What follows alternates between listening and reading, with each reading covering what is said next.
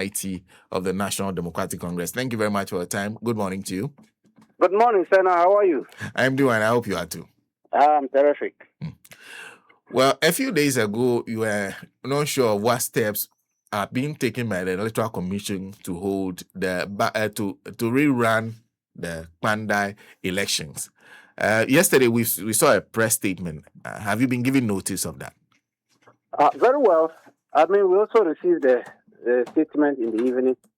Other in the morning, we had instructed our lawyers to file contempt of court against the Electoral Commission for not coming out with a date, because they had no reasons for not coming out with a date.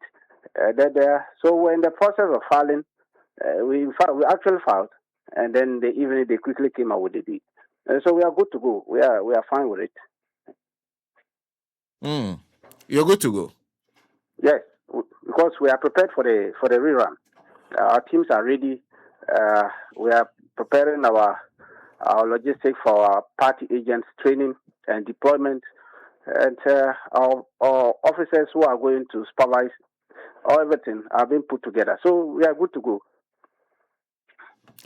How long have you been preparing for this? Oh, the day we got the ruling on 24th, we didn't even waste time at all. We quickly put action together. I mean, the strategy that we're going to deploy. I visited the place. I visited Kpandai. Last week I was there. My other colleague, Madi, also visited. I mean, we've all looked at it. And then we are back to base, planning to storm there after the final funeral rites of my lead boss, Dr. Mani Bama, which is coming on the 13th, which is this coming Saturday. When we are done with that funeral, and then by Monday, everybody will be in the field. We want to have a very beautiful victory for the NDC, the good people of Kpandai, so that they can have a good New Year package. But at the time when the order was given, the MPP had all indicated that they were going to challenge that order. So why prepare for something when ultimately there's the possibility of that being the court changing its mind? You see, MPP and their propaganda, they do this to just assuage the pain of their supporters, but they won't tell them the truth. Yes, indeed, when the ruling came on 24th, when they were coming to court, they had two documents in their pocket. They knew they were going to lose. So they had prepared an appeal and then a stay of execution in their pocket. Now, when they went to the registry, they filed the notice for a motion for stay of execution. And they gave them 17th to come and move the motion. That doesn't mean there was a stay of execution. There was none. It's a notice you have given. And so the fact that you have given notice doesn't mean that there is a stay on it. So they gave them to come on the 17th. Now what happened is that the stay itself, the ruling itself has an automatic stay for 7 days. That is the law. So it ended on 1st December. So as of 1st December, there was no stay on it because their notice to move the motion date was given them on the 17th. So there was no stay as of 1st December. Nothing. You say you wanted to do appeal. Today I engaged their lawyer in one of the sister stations. And it was so revealing. He indicated that their appeals, yesterday they were now preparing and putting the documents together at Tamale High Court Registry to now think of putting it at the appeal court. It means all along, this propaganda they've been talking about, they've not done even in the appeal. They are now in the process. The only thing they did is to run to Supreme Court, seeking Supreme Court through a statutory right, seeking Supreme Court to quash the decision of the High Court. That itself is not a stay. It's not a stay. It's an action you want the Supreme Court to take. Supreme Court gave you 16th. Come and argue your case. We haven't gotten there yet. So nothing is holding the second respondent, which is Electoral Commission, and the third respondent, which is the Clerk of Parliament, from complying with the orders of the Tamale High Court. Nothing. So we have the right to prepare ourselves. Are you sure? Because they fought over this in Parliament too. They were even ready to disrupt Parliament over it. They were so sure they were right.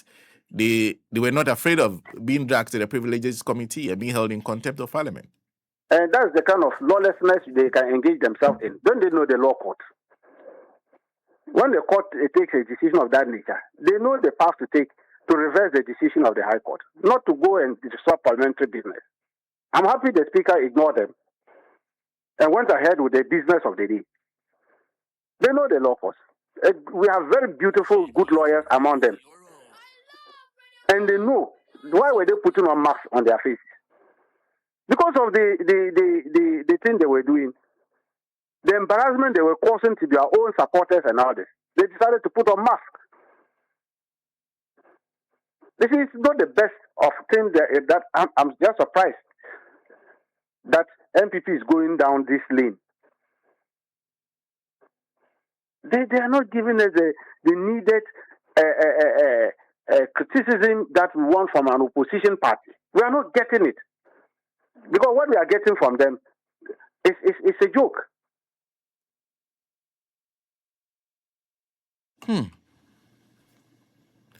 Are you sure? Because you now are going into Kpandai. For you to have challenged that particular elections means that am I to interpret that to mean that you are sure you won? Oh yes. You won it. If you look at it, you see that now MPP is not challenging the ruling of the High Court. After the ruling came out, they've been quiet about it. Have you heard any of them discussing the ruling? The reasoning behind the judge saying that we should go for a rerun? Just question any of them. You will see that they are talking of some extraneous issues. They are not even talking about the ruling itself. Because the judge took his time, went through our pleadings, went through our written addresses, both second respondent, third respondent, and then the first respondent. Their written addresses, I have all of them here. I went through it painstakingly and now came to the conclusion that the election was not properly conducted. The declaration was not properly made. They are not challenging that one. And so we were clear in our mind that we won the presidential in the constituency. It was when it came to the parliamentary, they knew that we were going to win that one. Then they started doing their own thing. How can you have one polling station having 1,400 votes? Senna, the highest we got in 2024 was 750. That was the agreement we reached with the Electoral Commission. No polling station had more than 750 voters in the register. Kpandai, they got some polling station, 1,400. And you think we should allow this to stay? What is this? Go and check the ruling. The judge made reference to those polling stations. You can't have such a result being declared and you allow it to stand. No. That is the issues we are talking. And so they knew of this. They are not telling their supporters the truth. A lot of ills went through the declaration of Kpandai parliamentary elections. So this phantom results, they are saying they've gotten some 3,000 plus votes and what? It doesn't exist. It was cooked once. And thankfully enough, the judge saw through it and nullified the whole results. We are starting afresh. They don't have any even one vote or two votes they are talking about. The same thing they did at Akotia. They were all over the place telling the whole world that they were leading us by 2,000 votes. They've beaten our NDC candidates by 2,000 votes. And therefore, we cannot beat them in Akotia. When we went to Akotia, Sana, you saw what happened. Did you see that they are 2,000 votes? They've been rigging the election. They've been rigging. They use crooked electoral officers to help them rig elections, like what they did in Kpandai. Today they are again talking about some 3,000, phantom 3,000 votes. It doesn't exist. I see. But is having an election at this time not also unfair to them? Because you have the incumbency advantage. People would most likely go with the government of the day whenever a by-election happens. And considering Kpandai is always a closely fought election, does the advantage not go against them? Senna, it doesn't always go that way. I've seen North by-election. We were not in power. NPP was in power. And they used state power. In fact, they even used state force And they were all over the place. To the extent, while it was raining in that place, they were doing roads, erecting electric poles, street lights, distributing fertilizers, all over the place. But we beat them to it. In a sin. So it's not always that a government in power will win a rerun or a by-election. No. It is the strategy. If you have strong policies that the people think that you can do it for them, they will vote for you. That's why it's representation of the people. And so we are going as a political party, NDC. That is what we are going in for. And they know our track records as a party, NDC. And then we are going to sell the good message of it. Thankfully enough, our government is delivering. Our government, led by His Excellency John Dramani Mahama, he's doing fantastic. No problem so far. No issues that would distract the government attention. No scandal. 11 months in government, now 12 months, no single scandal. Why would the people be satisfied and vote for such a party? So we have track record going into this election. And I'm very sure they are going to vote for us. Very, very sure of that. And finally, how do you respond to the allegation by the MPP that your job, essentially, is to grab as many seats as possible, increase their seats in parliament, because you have only one agenda that you are pursuing on behalf of President John Dramani Mahama? He wants a third term. And that's why you are grabbing as many seats in parliament as possible, so that it will be smoother and easier for you. How do you respond to that? Senna, we already had to test majorities before the rerun in Kpandai. Is that also?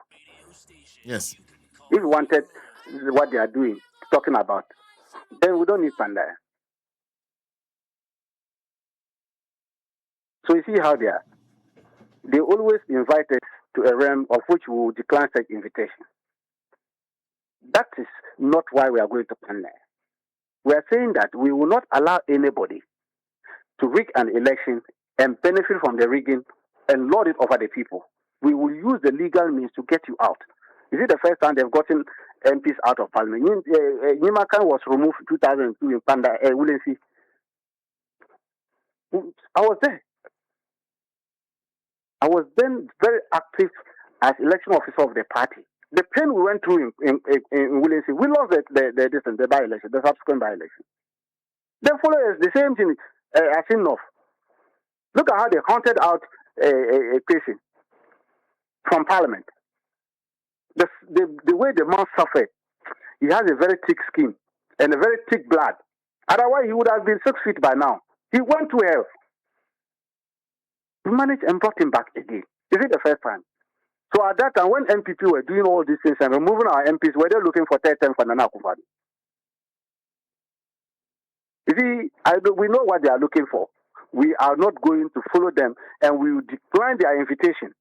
MPP cannot dictate to NDC how we run our party and our activities. We don't want any invitation from them whatsoever. We are going to Kpandai. The people need a proper representation. They are looking for NDC representation. Thankfully, now the opportunity has come for them to give the opportunity to an NDC candidate, and we are doing just that. Thank you. Always a pleasure talking to you. I'm grateful. Rashid-Computer is Deputy Director Elections and IT of the National Democratic Congress, CEO of GIFEC. Well, you know, Nancy, the interesting thing about watching all this play out is watching the speaker's face on Tuesday. You know, I sat at a meeting with the speaker with a few other journalists.